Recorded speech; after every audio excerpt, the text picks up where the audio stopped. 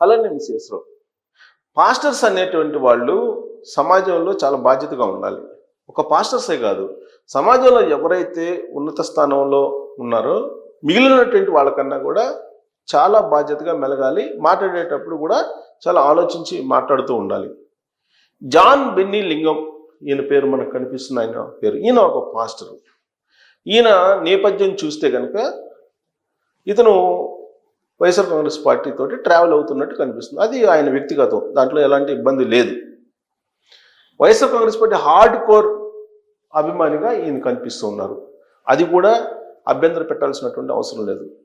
మరి ప్రవీణ్ పాస్టర్ చనిపోయిన తర్వాత ఈ జాన్ బెన్నీ లింగం అనే ఆయన ప్లే చేసినటువంటి రోల్ని కనుక మనం ఒకసారి అబ్జర్వ్ చేస్తే సమాజం పట్ల ఆయన బాధ్యతగా వ్యవహరించారా లేదా అనేది దాని మీద ఒక స్పష్టత వస్తుంది. ఆయన చేసినటువంటి వ్యాఖ్యలను కూడా మేము ముందు ఉంచుతాను.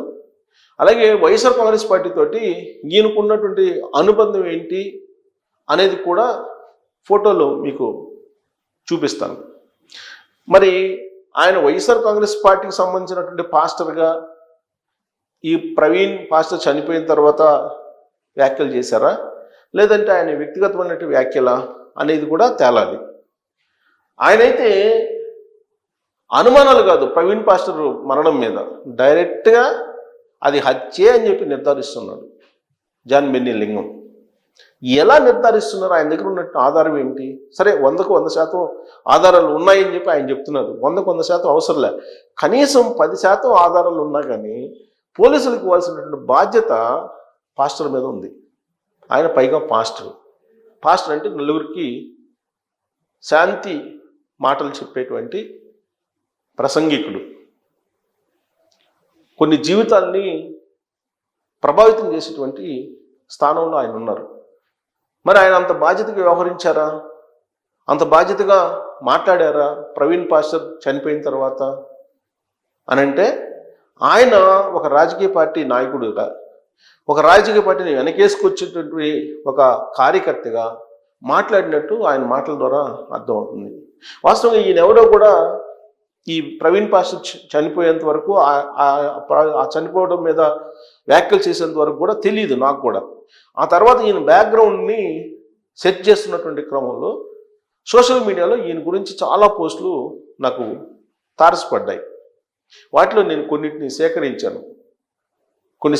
అసలు ఈయన బ్యాక్గ్రౌండ్ ఏంటి అని చెప్పి నేను అన్వేషించాను కొంతవరకు.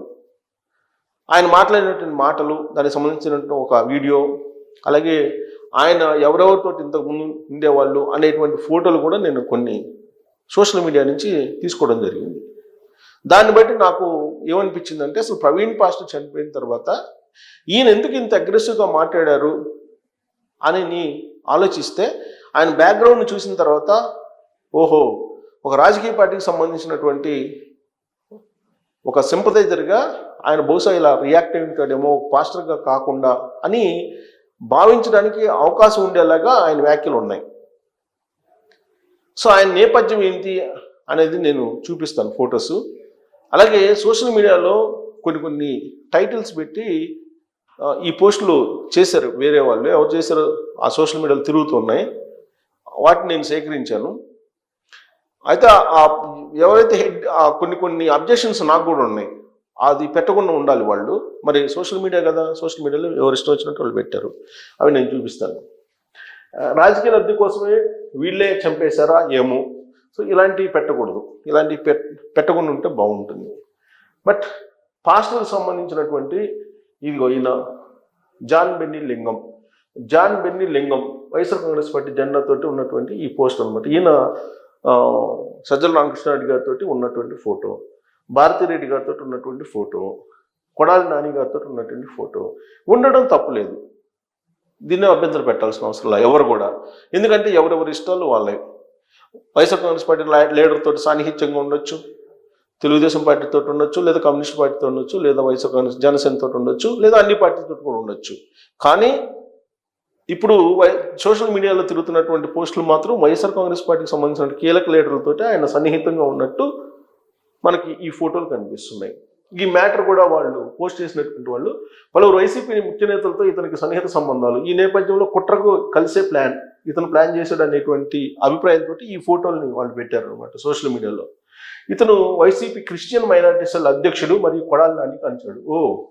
అఫీషియల్గా ఇతను వైఎస్ఆర్ కాంగ్రెస్ పార్టీ అనుబంధ సంఘం క్రిస్టియన్ మైనారిటీ సెల్కి అధ్యక్షుడిగా కూడా ఉన్నారు ఆయన. కాబట్టి ప్రవీణ్ పాస్టర్కి సంబంధించిన మరణాన్ని ఈయన రాజకీయ కోణంలో తీసుకెళ్లేటువంటి ప్రయత్నం చేశాడు అని చెప్పి అనుమానించడంలో ఎలాంటి సందేహం అవసరం ఉండకపోవచ్చు ఎవరికి కూడా. రాష్ట్రంలో మత విద్వేషాలు రెచ్చగొట్టి ప్రభుత్వాన్ని ఇరుకుని పెట్టాలి అని ముందే ప్లాన్ చేసుకున్నారా అనేటువంటి సందేహం అనమాట. అంటే ఆయన మాటలను చూస్తే అలానే ఉంది, కొంత అనుమానించాలి. వైఎస్ వివేక, కోడికత్తి, గులకరాయి తరహాలోనే వీళ్ళే చేసి ప్రత్యర్థుల మీదకు తోచేస్తున్నారా, అమాయక క్రైస్తవులను మాయ చేస్తున్నారా? ఇది పోస్ట్, ఈ జాన్ బిన్నీ లింగం గురించి పెట్టిన పోస్ట్. ఇక ఈయన ఈ మాజీ ఎంపీ ఇతనితోటి ఉన్నటువంటి ఫోటో ఇది కూడా. జాన్ బిన్నీ లింగం అర్థమవుతుందా? నిలబడ్డ గంటతో అని చెప్పి ఇదొక పోస్టు. ఇక్కడ ఈయన వీ వాంట్ జస్టిస్ అంటూ ఆయన ఇప్పుడు ధర్నాలు చేస్తున్నటువంటిది. ఇది జాన్ ఫ్యాన్ పాస్టర్, అంటే వైఎస్ఆర్ కాంగ్రెస్ పార్టీకి సంబంధించినటువంటి ఈ క్రిస్టియన్ సెల్ అధ్యక్షుడు ఈయన. కాబట్టి ఈయన అనుమానించట్లో ఎలాంటి తప్పు లేదు. దీంతో పాటు ఆయన మాట్లాడారు. ఏం మాట్లాడారు? ప్రవీణ్ పాస్టర్ చనిపోయిన తర్వాత అని అంటే దాన్ని బట్టి ఇతని యొక్క ఆలోచన ఏంటి అనేది అర్థమవుతుంది. బహుశా ఆయన YSR Congress party Christian cell అధ్యక్షుడిగా ఆ కామెంట్లు చేశారా, లేదంటే పార్టీ విధానం మేరకు ఆయన అలాంటి కామెంట్లు చేశారా అనేది ఒక్కసారి మనం చూద్దాం. ఆయన ఏమన్నారు అనేది ప్రవీణ్ పాస్టర్ చనిపోయిన తర్వాత. సో ఇది వీడియో, ఇది జాన్ బిన్నీ లింగం. ప్రవీణ్ పాస్టర్ చనిపోయిన తర్వాత ఆయన ఏ విధంగా మాట్లాడారు, ఒక పాస్టర్గా ఉంటూ ఈ జాన్ బిన్నీ లింగం ఎంత బాధ్యతారాహిత్యంగా ఆయన వ్యాఖ్యలు చేశారు అనడానికి ఈ వీడియో ఒక చిన్న ఉదాహరణ. చూడండి.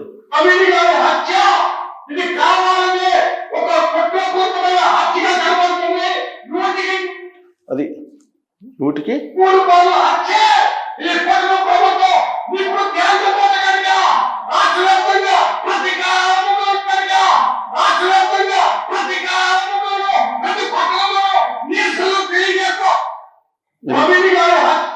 ప్రవీణ్ గారిది చనిపోవడం అనేది సహజ మరణం కాదు, అది హత్య, 100కు 100% అని చెప్పి చెప్తూ హత్య అని చెప్పి ప్రభుత్వం నిర్ధారించాలంట. ప్రభుత్వం హత్య అని చెప్పి నిర్ధారించాలంట. అంటే అది హత్య కాకపోయినప్పటికీ హత్య అని చెప్పి మీరు నిర్ధారించాలి. ఒకవేళ మీరు నిర్ధారించకపోతే గ్రామ స్థాయిలోకి వెళ్ళి మేము నిరసన వ్యక్తం చేస్తామని చెప్పి చెప్తున్నారు.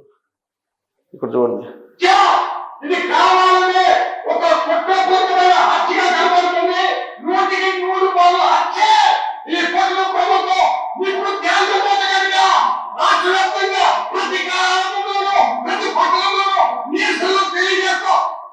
ఇది ఆయన వీడియో. సో ఆయన ఏ తరహాలో రెచ్చగొట్టేలాగా ఆయన మాట్లాడుతున్నారు. 100కు 100% హత్య అని చెప్పేసి ఆయన నిర్ధారిస్తున్నప్పుడు ఒక బాధ్యతాయుతమైనటువంటి పాస్టర్గా ఉన్నటువంటి ఆయన పోలీసులకి ఆధారాలు ఇవ్వాల్సిన అవసరం ఉందా లేదా?